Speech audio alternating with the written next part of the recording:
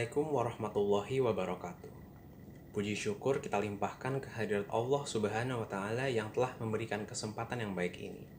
Salam dan selawat tidak lupa kita panjatkan ke Nabi besar kita, Nabi Muhammad SAW. Sebelumnya izinkan saya memperkenalkan diri saya. Nama saya Muhammad Kusuma Gotansyah, mahasiswa semester 1 STKIP Sinar Cendekia dari program studi pendidikan matematika. Pada kesempatan yang berharga ini, saya akan menyampaikan pidato saya yang berjudul Seni dan Sensor di Indonesia. Seni adalah istilah yang begitu luas untuk memayungi spektrum-spektrum yang lebih detail. Rangkaian kata-kata yang indah, yang disusun menjadi puisi atau prosa, terpaku pada suatu naratif maupun bebas, dapat dibilang sebuah karya seni. Nada-nada musik yang diatur sedemikian rupa sehingga menimbulkan suara yang enak didengar juga termasuk seni. Warna-warna, bentuk-bentuk, dan motif-motif yang dituangkan kepada selembar kanvas atau secarik kertas yang dipadukan sehingga membentuk suatu lukisan tentu merupakan hasil kerja seni juga. Intinya, seni adalah sebuah penciptaan dan pemeragaan suatu karya yang merupakan replikasi dari kehidupan nyata, pengalaman, maupun isi hati dan pikiran seseorang dalam konteks yang lebih personal. Atau dalam pengertian yang sedikit lebih picik, seni adalah ekspresi. Secara garis besar, kita bisa mengidentifikasi hal-hal yang menandakan sesuatu itu adalah seni. Yang pertama, tentu adanya proses kreatif. Sebuah pengolahan konsep yang abstrak dikonkretkan dengan alat dan bahan yang tersedia. Kreativitas bukan hanya kecenderungan untuk mencipta, namun juga adanya gagasan yang berusaha diikutsertakan bersama penciptaan itu. Lalu, adanya keterlibatan indera. Adanya sesuatu yang dapat dinikmati dengan indera atau dirasa oleh si pencipta maupun audiens.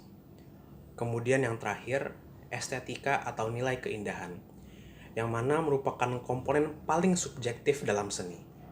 Kita bisa mengatakan musik jazz yang rumit dan syarat nada indah.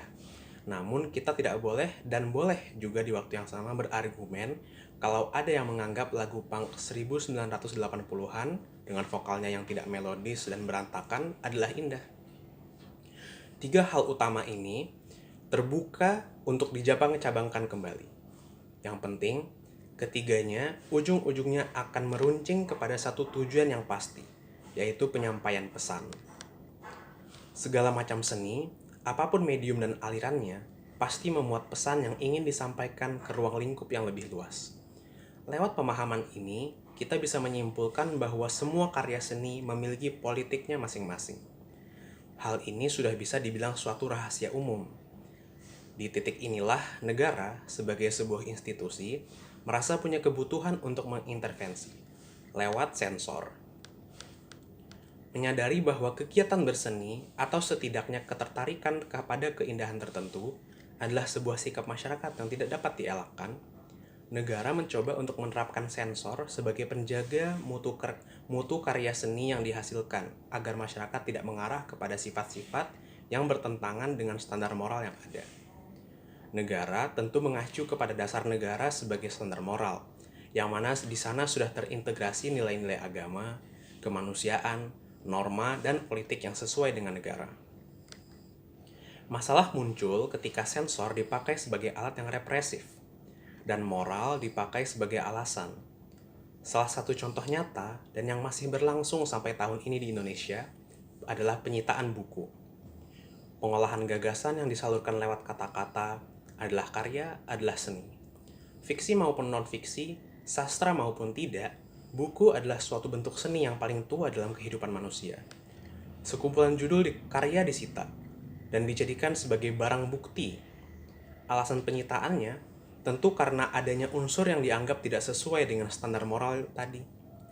Buku-buku dicap tidak berorientasikan Pancasila, menyematkan radikalisme Islam dan Talibanisme, mengarah pada praktik Marxisme, dan memantik makar, dan sejenisnya lagi.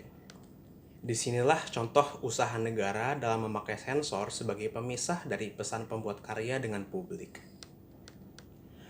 Ketika bicara soal sensor di Indonesia, kita tidak bisa lepas dari ikut membicarakan pemerintahan kolonial pra-kemerdekaan dan 2 masa kepemimpinan pertama yang mengikutinya.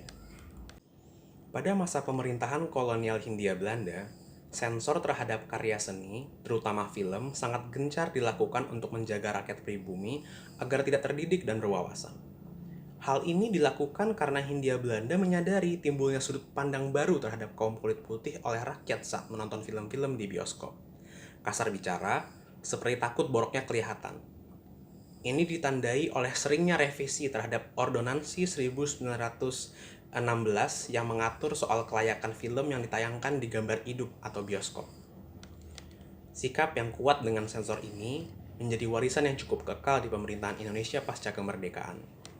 Walau begitu, pemerintahan Soekarno lebih gencar menyensor atau di beberapa waktu melarang tegas seni yang justru membawakan budaya pop barat. Soekarno menggunakan alasan bahwa Indonesia masih baru lahir, terlalu hijau untuk mampu menyaring baik buruk hal-hal yang datang dari luar, terutama barat.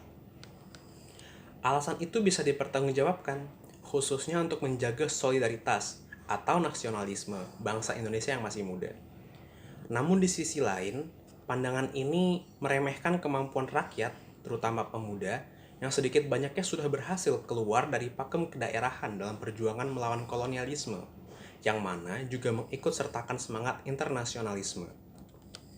Pemenjaraan kumpulan musikus bersaudara di tahun 1965 karena mereka memainkan lagu-lagu The Beatles membuktikan sikap tegas pemerintahan Soekarno. Saat kekuasaan berpindah ke tangan Soeharto, sikap anti-barat perlahan-lahan dilonggarkan, dan ini menjadi gimmick politik yang menarik untuk kasar bicara menutupi kecenderungan ekonomi dan ideologi Soeharto kepada neoliberalisme barat. Di satu sisi, karya-karya seni dari luar lebih leluasa masuk ke Indonesia. Pada sisi yang lain, ini seolah dipakai untuk membungkam ekspresi lokal yang menyuarakan ketidaksetujuan terhadap beberapa atau keseluruhan dari kebijakan Soeharto. Jenis baru sensor ini mengetipikan seniman-seniman yang berorientasi kiri, seperti Pramudia Anantatur dan kawanan lekranya. Sementara di waktu yang sama, juga menghasilkan pemberontakan tokoh-tokoh seni sosial dari golongan muda, seperti Hari Rusli dan Remi Silado, sampai golongan yang lebih senior seperti Hamka. Tiga zaman penyensoran ini memengaruhi bagaimana seni berkembang di Indonesia pasca reformasi. Di waktu yang sama, negara turut menciptakan siasat-siasat baru untuk menyensor karya-karya yang lahir terus-terusan. Sensor kekal sebagai alat kegemaran negara untuk memilih dan memilah seni, terutama yang mampu membukakan cakrawala berpikir baru untuk publik. Alhasil, seni mulai bermunculan lewat gerakan-gerakan independen dan bawah tanah. Akhir kata, seni akan selalu dikuntit oleh sensor, karena seni memuat politik, dan sensor adalah alat paling ampuh untuk mengutamakan seni yang tumpul dan tidak progresif, dan mengesampingkan seni yang mempertanyakan kekuasaan yang bisa jadi bermasalah. Saya Muhammad Kusuma Gotansyah, terima kasih banyak. Wassalamualaikum warahmatullahi wabarakatuh.